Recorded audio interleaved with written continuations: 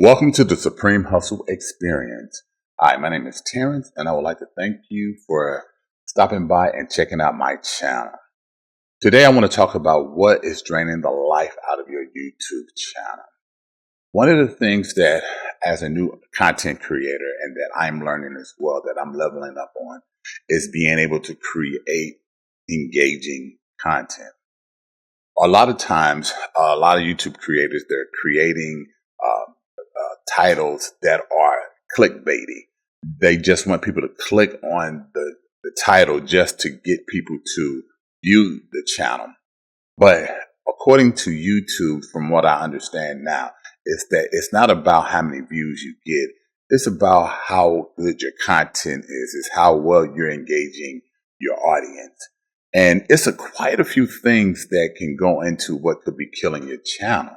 But one is making sure that the content is matching whatever the title name is.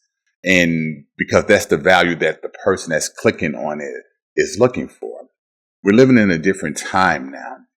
10 years ago, 15 years ago, you could get away with that type of strategy. Matter of fact, I'll say, about 15 years ago, because it was around 2009 is when I started getting into what I call online marketing. And online marketing is what led me to become a software developer. But back then, it was all about getting people to click on your links or click on your titles. It wasn't more about the value that you were delivering. It was just about the number game. It was just how many people you can get to watch your video or read your content. But then again, years later, Google began to step up on the quality of your links, the quality of your titles, the same way with YouTube. They started stepping up their game with their algorithm, being able to check to find out, okay, is this relevant information? Is this relevant content? And this is something that I do understand a little bit about, can kind of get an idea of what the algorithm is about, because a lot of times people, we think that, okay, because you hear this buzzword, algorithm, it's just an equation. It's a calculation. And what Google engineers are doing, they create these conditions, and there's conditions for the code that they write. And if you're meeting these certain conditions, then this is what's going to allow the algorithm to push your information out to more people to view it. And one of the things that you want to work on is, are you meeting those conditions?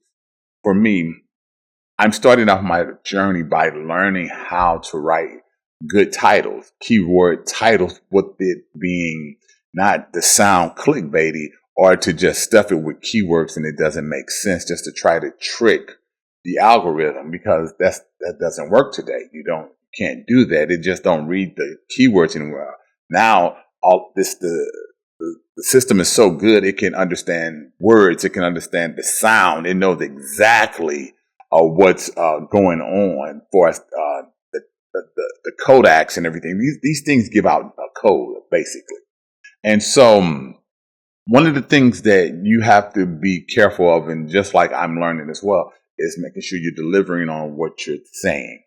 Another thing that really helps is to make sure that your sound quality is good. You may not have a condenser mic like this right here, or you just may be using your cell phone.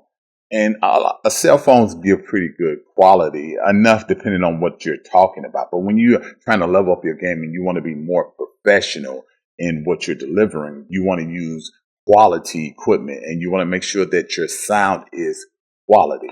It doesn't need to be having all these different background noises in the background, which some of my videos in the beginning did have that, and then I had to correct that. And so now I'm moving forward to focus on to make sure that I am recording at the right levels, and that when I edit the videos, that I edit out that background noise and make sure the sound sounds more fuller and richer.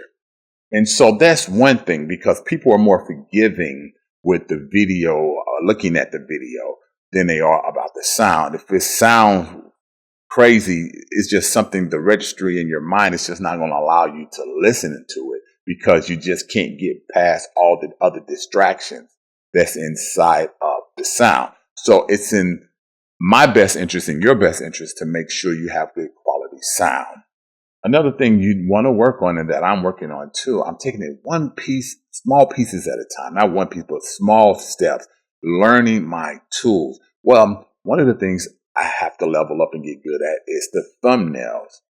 I understand why that's important, because if you don't know who I am, which most likely you don't, you clicked on it for a reason. It was something that caught your attention. It doesn't mean it has to be super fancy, because there are a lot of outliers out there. There are a lot of people, like I say, are the exception to the rule, that don't have fancy thumbnails. But it was something about it that grabbed your attention. So that's what the thumbnail is. It's just to grab your attention. It doesn't have to be fancy. But if you can make your thumbnail stand out past everyone else, especially when people don't know who you are, then that's your best interest, is to create fancy thumbnails, get good at creating them. And the tool that I'm using for that is, of course, Adobe Photoshop and Illustrator. The tool that I'm using to help me create good thumbnails and help me give me some good ideas, I'm using vidIQ. Like I said, in this video, I'm not affiliated with it. I'm not getting paid to promote it. But what I use it for is that it'll give me, when I put in my title, I can find out what's a good title. It gives me a rating, but also it gives me idea on what a good thumbnail should look like. So I'll go back into Photoshop and create that thumbnail on my own, or I may go into Illustrator to build up assets. Over time, I'm going to have a huge collection to where it's not going to take me as long to create a thumbnail. Right now, I'm averaging maybe 3-4 minutes on the thumbnail, but eventually I want to get to the point to where I know that, okay, I can build this thumbnail in 1 minute because I already have all the assets ready. That's only if you got the assets.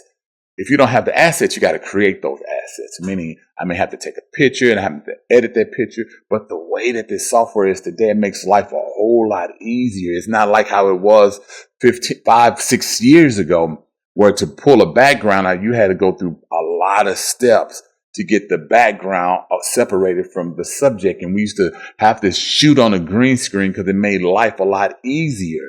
But nowadays, you don't need all of that. You can just take your picture with your phone. You got free software out there that you can upload to remove the background, remove it. Now you got the image of you separated from the background. And if you're building your brand, whatever your brand is, that's what you want to be the face of your thumbnail. So if you are the lead brand of your content, your face should be on it. It's just going to help brand recognition. So these are some of the things that you want to make sure you focus on if you're going to level up your YouTube channel, or that could be killing your YouTube channel, is not having good thumbnails, not having good titles, keyword-rich titles. You want to add some descriptions in there. Focus on the sound. Make sure it sounds good. Another tip that I want to give you that I'm testing out myself is watch your own video. When you load it up, watch it. Watch it all the way through. Like and even comment on your own video for that first time. Also, too, one thing that YouTube Studios does, every time you look at a video, like from your phone, it's going to register it as a view. So if you watch it 5 times, it's going to register as 5 views. But understand how the algorithm works.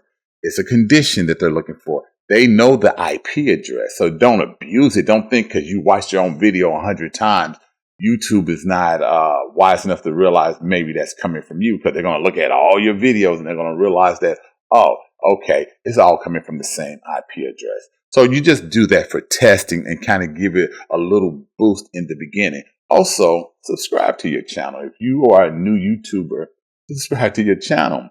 Like I said, it's your channel. Subscribe to it. That shows that there's somebody at least interested in it, and that person is you. So we made it to the end of this video. I hope that if you did make it this far, hey, thank you again. I appreciate it. Also, too, that means if you watched it all the way to the end, you may consider giving it a like. You may subscribe. You may leave a comment. But also, too, I have a Discord channel. Join the Discord. and let's sit down and let's kind of talk on a different level so I can show you what more things that I'm doing and possibly start the communication on what tutorial videos I need to create. So we made it to the end. So I like that. This is my motto. The more you do, the more you improve. That's how you level up. See you in the next video.